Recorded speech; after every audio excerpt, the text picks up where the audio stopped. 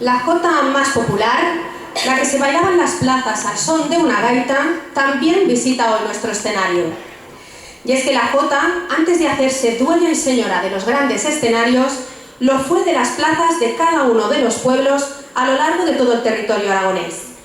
Así podemos imaginar cómo a finales del siglo XIX, en la plaza del ostense pueblo de San Juan de Plan, se bailaba la jota al compás que marcaba el gaitero local tras la celebración de la misa por la fiesta mayor. Evocaremos ese momento en la jota de San Juan de Plan.